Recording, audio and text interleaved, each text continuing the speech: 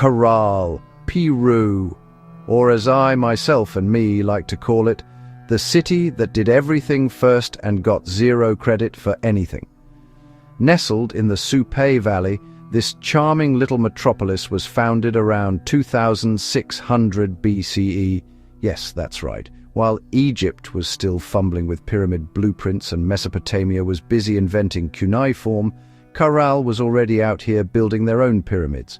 And they did it first, before going on to bother with things like organizing society and not bothering with petty things like warfare, because who needs swords when you have flutes?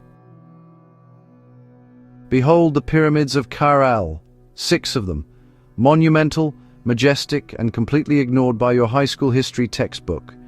These weren't tombs, by the way, because the Caral people weren't obsessed with death. No, they were too busy inventing society and, well, people need to stay alive for that to happen. This is a sunken circular plaza. Archaeologists think it was used for ceremonies, music, and probably some light, passive-aggressive town hall debates. Imagine a TED Talk, but with more feathers, and in the middle of the desert. The Caral civilization, also known as Caral-Supe, was part of the Norte Chico complex. They had no writing system, no wheels, and no metal tools.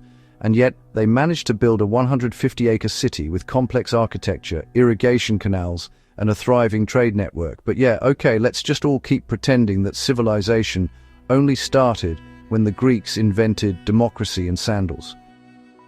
Instead of writing, they used quippus, which are knotted strings to record information. Because who needs papyrus when you've got yarn and a dream? And also great for remembering things, so, double win. Caral was built near the Supe River, which they cleverly used for agriculture. They grew cotton, beans, squash, and sweet potatoes. No corn, though. That came later. But don't worry. They still managed to trade their cotton for fish with coastal communities, meaning that they had a functioning economy before money was even a thing. And here's the other thing. There is no evidence of warfare. None. No weapons, no fortifications, no mass graves, just good vibes and urban planning. Meanwhile, other ancient civilizations were busy stabbing each other over goats, while Caral just said, let's just build pyramids and play pan flutes. Speaking of flutes, they made them out of condor and pelican bones, because as any sound archaeologist will tell you, turning majestic birds into musical instruments is a sign of a great people. And yes, they played music in their temples. I imagine that even 5,000 years ago, people knew that nothing gets a crowd going like a bone flute solo. After 600 years of likely being the greatest city on Earth at that time, things eventually took a sour turn for Caral when their desert valley decided to stop being so hospitable. Around 4,200 years ago, the Supe Valley experienced a severe drought. Crops failed, rivers shrank, and the people got starved into being considerably less alive in great numbers. The severe drought disrupted agriculture and trade, but instead of collapsing violently, the city's people migrated peacefully to nearby settlements, carrying their culture with them. Caral was finally abandoned completely around 2000 BCE, because honestly, even children will choose eating broccoli over eating sand. Unlike other civilizations that responded to crisis with swords and screaming, Caral's citizens migrated peacefully to other sites like Peñico, bringing their architecture, ideology, and trade networks with them. At these new sites, archaeologists have found murals and reliefs depicting famine, hope, and rain symbolism. Basically, ancient Reddit posts about climate anxiety. Caral didn't implode. It evolved. The people didn't vanish. They resettled, reshaped, and rebranded their civilization like pros. And so, welcome to Peñico, just a short hop, skip, and then a 20-mile jump further up the river. Some centuries after Caral got swallowed by drought and historical neglect, Peñico is the city that said, "Fine, I'll do it myself." Founded around 1800 BCE, Peñico rose from the ashes of its predecessor like a phoenix. If that phoenix specialized in trade, architecture being criminally underrated, and was made of desert bricks instead of fire. Peñico was the Caral-Supe civilization's answer to, what if we built a city that actually got things done? Strategically located between the Andes, the Amazon, and the Pacific coast, Peñico was the ancient equivalent of a logistics startup, minus the venture capital and burnout. Peñico wasn't just a city, it was a trading hub, a cultural bridge, and possibly the first place in the Americas where someone said, "Let's monetize this." Goods flowed in from mountain communities, jungle settlements, and coastal fishmongers. Cotton, textiles, food, ideology. Peñico had it all. Excavations at Peñico have revealed ceremonial centers, residential zones, and ideological continuity. Peñico didn't just inherit Caral's architecture, it inherited its values: peace, integration, and frankly, a quite astounding lack of stabbing people in the face. And of course they still played music, because what's a civilization without bone flutes and twerking? Peñico's spiritual legacy included rituals, plazas, and possibly the first recorded instance of someone saying, "This meeting could have been a quipu." Speaking of quipus, Peñico likely used them too. Because writing is overrated when you've got knots and a functioning memory.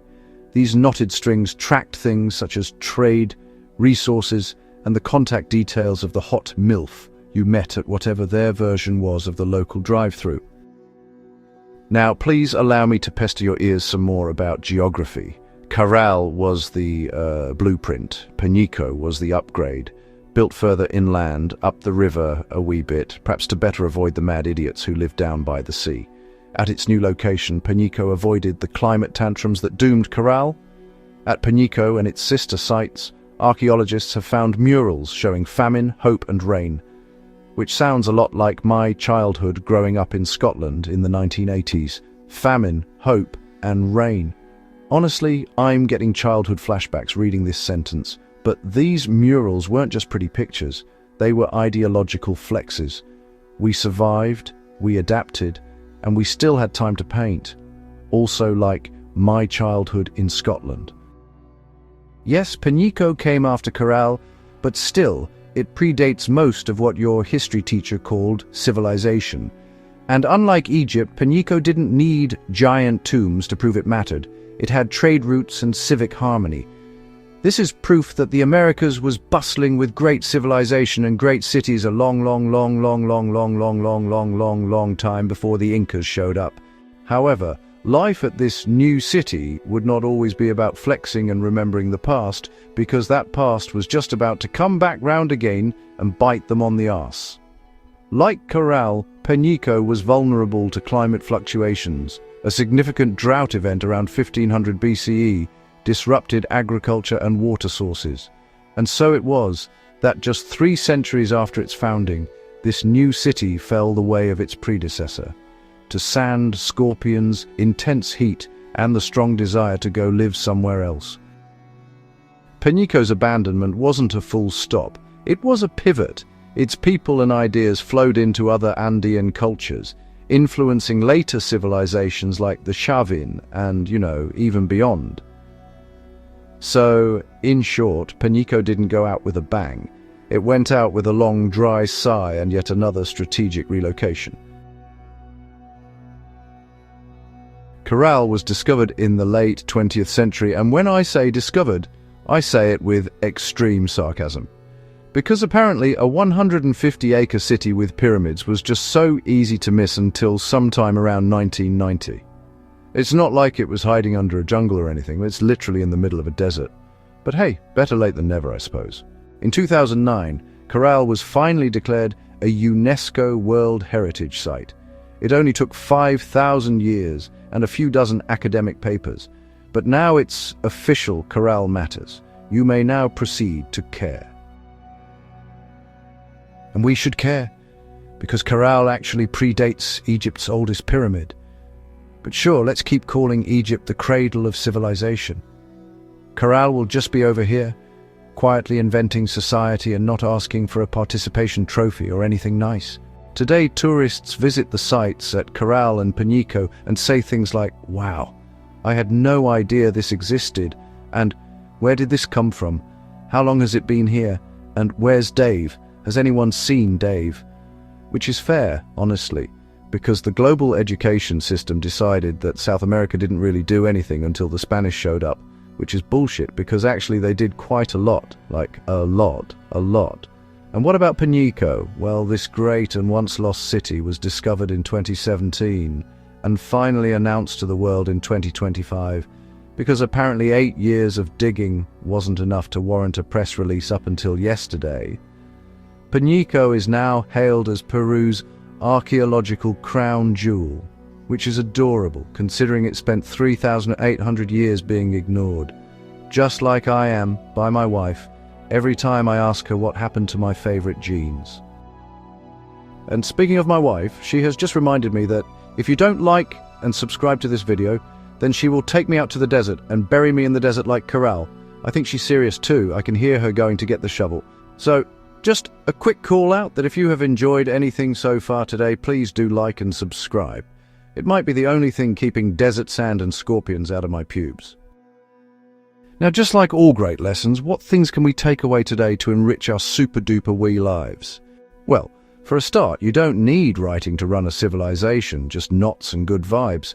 Peaceful societies can last 600 plus years. Caral had no weapons, no wars, and no Twitter. Coincidence? I think not. And of course we can now settle the age-old debate. Are bone flutes cooler than electric guitars? And the answer is yes. Because if your ceremonial music isn't played on the bones of a giant condor, are you even spiritually evolved? Climate change isn't new, but ignoring it is. Caral and Peñico adapted, migrated, and evolved. Today we just argue about it on Facebook and consider raising the state of Florida by a few inches.